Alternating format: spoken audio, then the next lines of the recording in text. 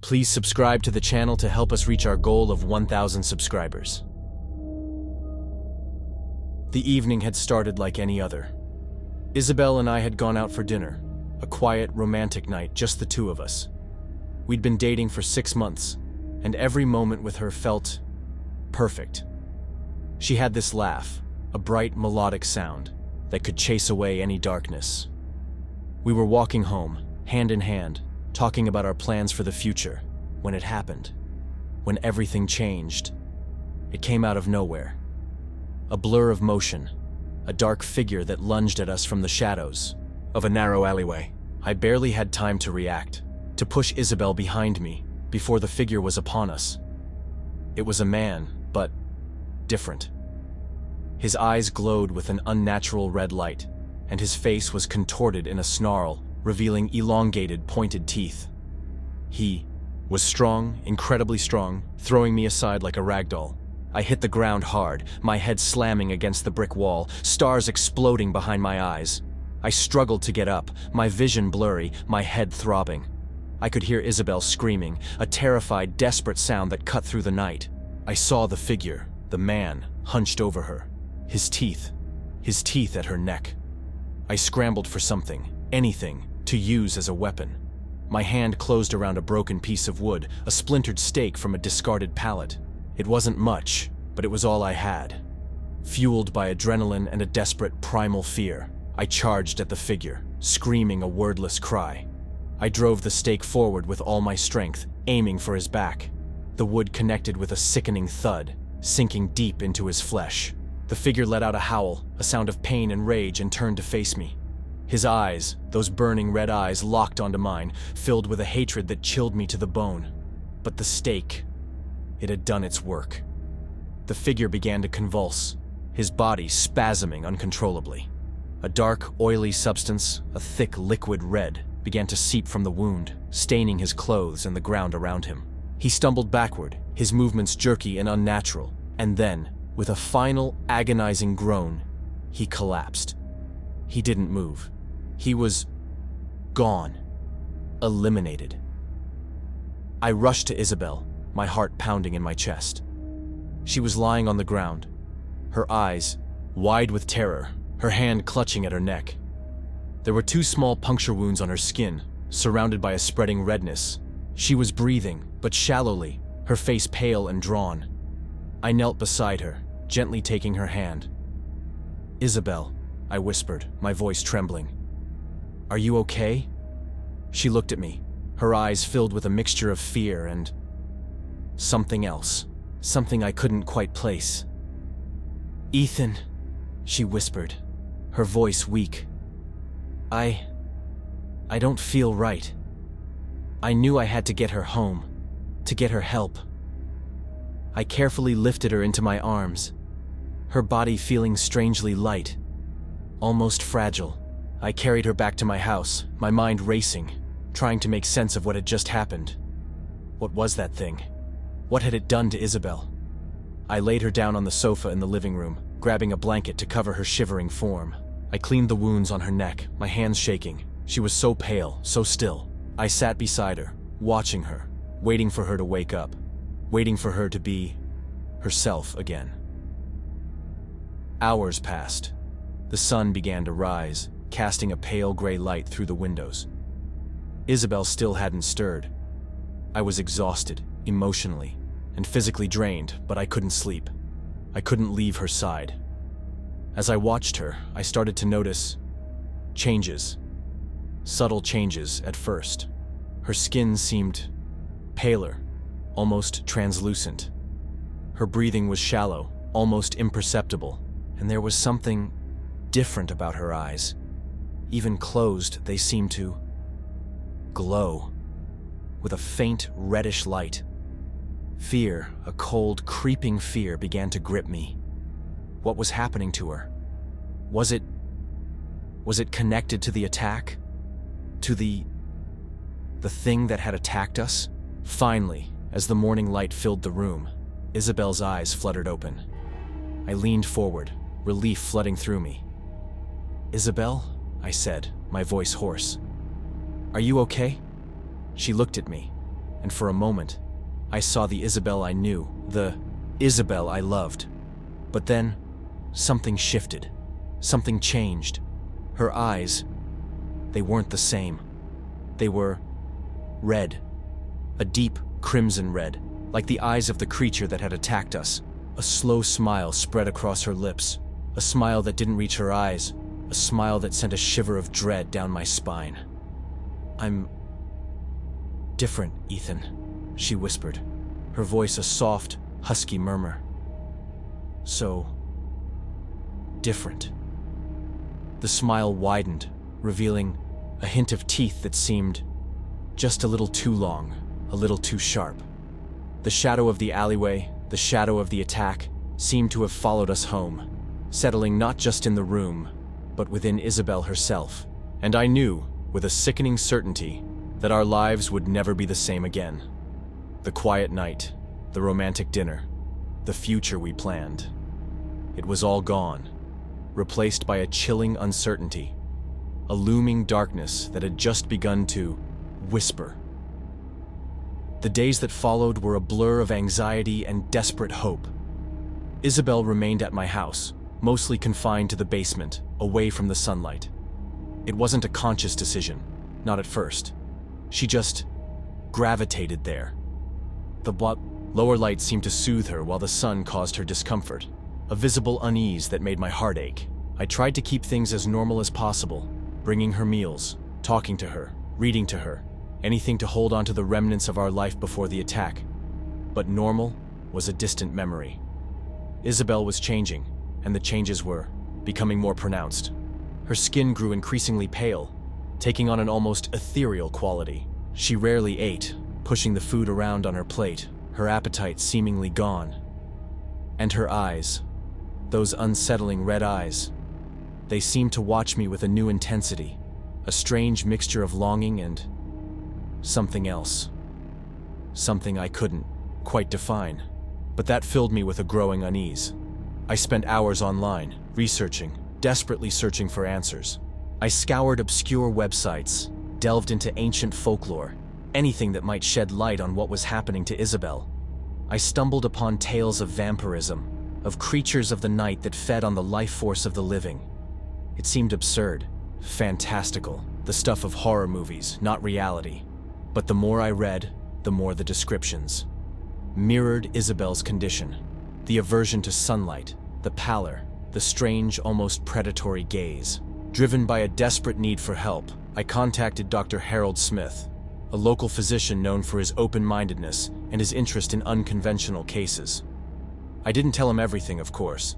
I couldn't. He would think I was crazy. I simply described Isabel's symptoms, her weakness, her aversion to light, the changes in her demeanor. Dr. Smith examined her, his brow furrowed in concern. He ran tests, took samples, his expression growing increasingly puzzled. "Her vitals are unusual," he admitted, his voice troubled. "Her body temperature is abnormally low. Her heart rate is slow, almost imperceptible. And her blood, there are anomalies I can't explain. It's like her body is shutting down, yet she's still alive. More than alive in some ways. Her reflexes are heightened, her senses seem amplified." He looked at me, his eyes filled with a mixture of concern and bewilderment. "I don't know what's happening to her, Ethan, but I suspect it's something beyond my understanding. Something not entirely natural." He suggested further tests, more specialists, but I knew deep down that they wouldn't find any answers, because the answer wasn't medical. It was something else. I found an old, leather-bound book in a dusty antique shop, a tome filled with ancient lore and forgotten legends. It spoke of vampires, of their origins, their powers, their weaknesses, and it spoke of the process of transformation, the slow, agonizing process of becoming one of these creatures.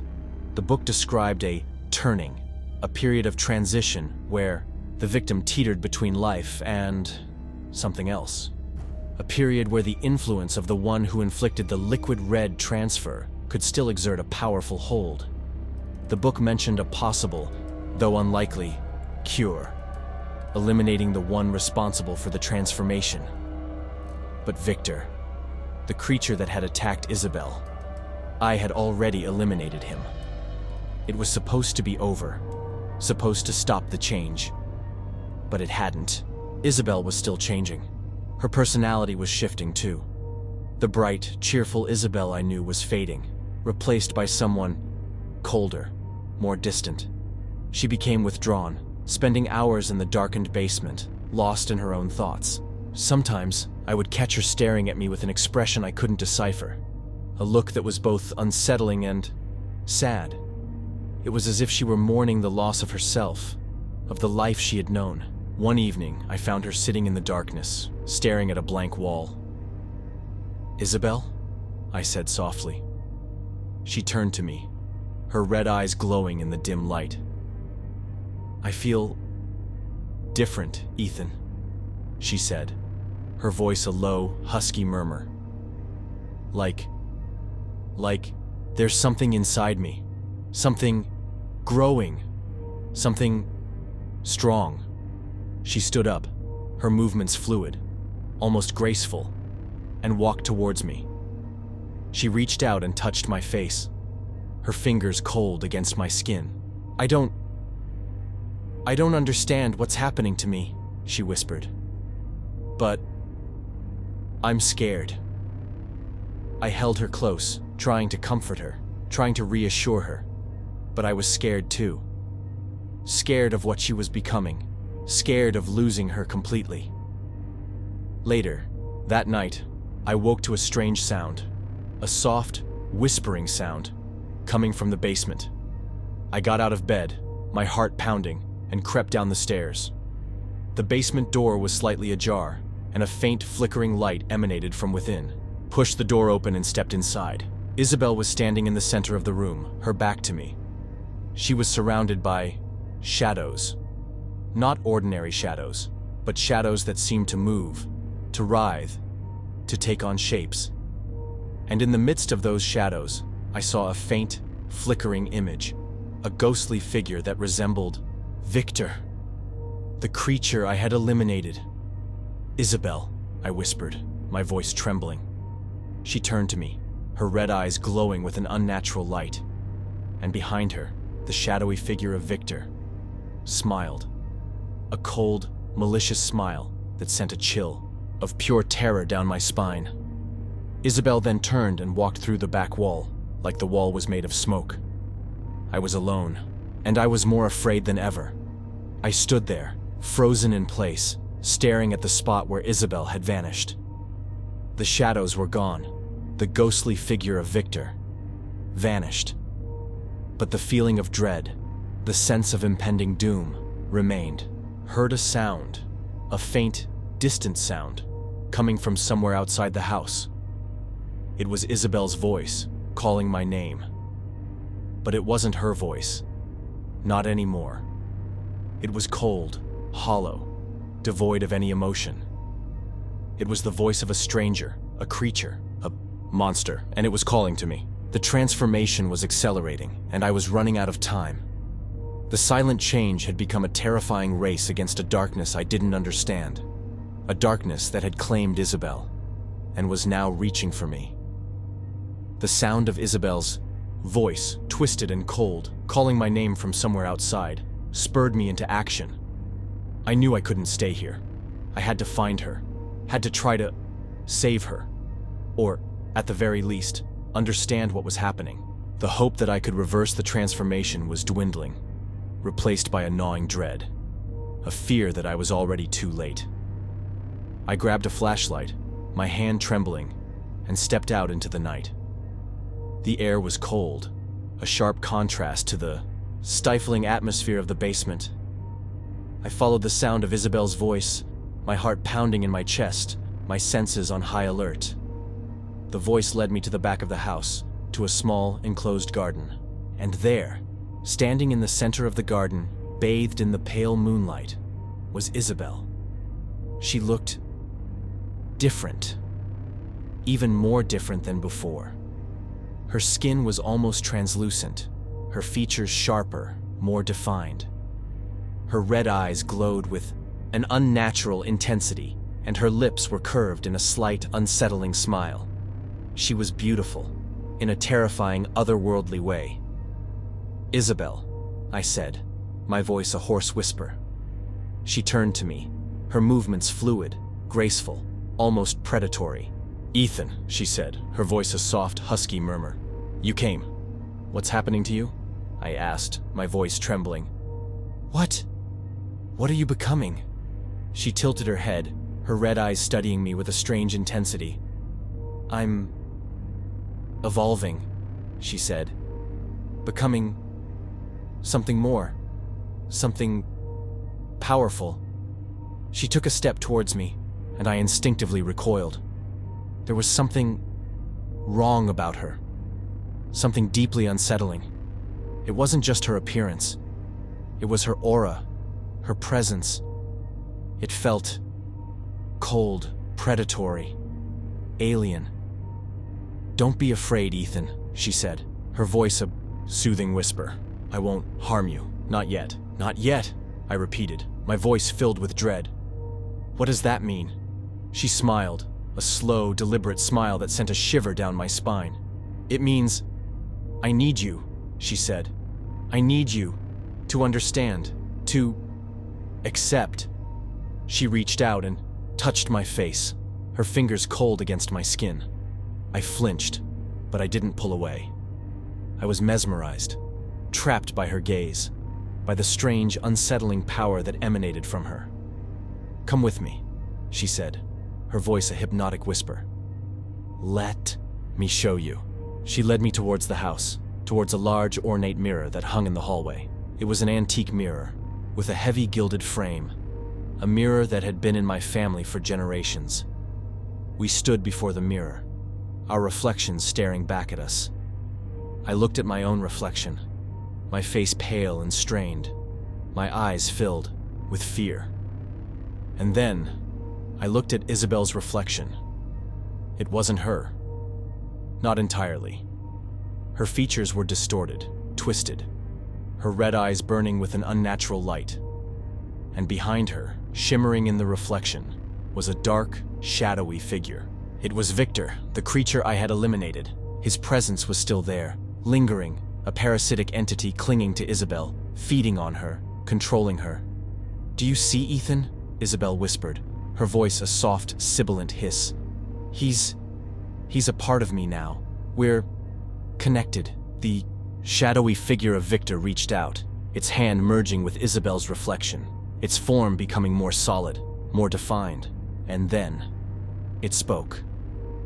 "Join us, Ethan," the voice of Victor hissed, its words echoing in the hallway. "Join us and become complete." The shadowy figure reached out from the mirror, its hand extending towards me, its touch promising power, promising oblivion. I stared at the reflection, at the merging of Isabel and Victor, at the monstrous entity they were becoming. And I knew, with a sickening certainty, that I had lost her. The Isabel I loved was gone, consumed by the darkness, by the parasitic presence of the creature I had tried to destroy. The creature was too strong. I was torn. A part of me, a desperate, irrational part, wanted to reach out, to take that offered hand, to join them in their twisted, horrifying existence. But another part, a stronger part, recoiled in horror, in revulsion, in a desperate need to survive. I knew I had to decide, quickly, and in the reflection I could see the true Isabel, behind the shadow, behind the monster. And with sadness, I knew it. I knew what I had to do. I stepped back, away from the mirror, away from the outstretched hand, away from the creature that had once been Isabel. The shadowy figures seemed enraged. "No," I said, my voice clear. The shadowy figure of Victor let out a howl, a sound of rage and frustration, and lunged towards me, its hand reaching out from the mirror, trying to grab me, to pull me in. But it was too late. I turned and ran, fleeing from the house, from the mirror, from the creature that had stolen Isabel's life, her soul. I ran until I could run no more, until I collapsed, exhausted and heartbroken, on the cold, hard ground. I lay there, staring, up at the night sky, the stars cold and distant, offering no comfort, no solace. I had failed. I had failed to save Isabel. I had failed to stop the transformation. I had failed to prevent the horror that had been unleashed. The question remained, echoing in the silence of the night. Had Isabel truly escaped? Or was her soul, her essence, trapped within that monstrous form, a prisoner of the shadows, forever, bound to the creature that had claimed her? The image of her face, distorted and twisted in the mirror, would forever haunt my dreams, a constant reminder of my failure, of the tragic, irreversible loss. The whisper of her voice, cold and hollow, would forever echo in my memory, a chilling testament to the darkness that had consumed her. And the legacy of that night, the shadow of Victor, the silent transformation, would linger, a constant, unsettling presence, a reminder that some horrors are never truly over, that some battles are never truly won. The fight was lost, but the war had just begun. And I was alone, left to carry the burden of that knowledge, of that failure, for the rest of my days.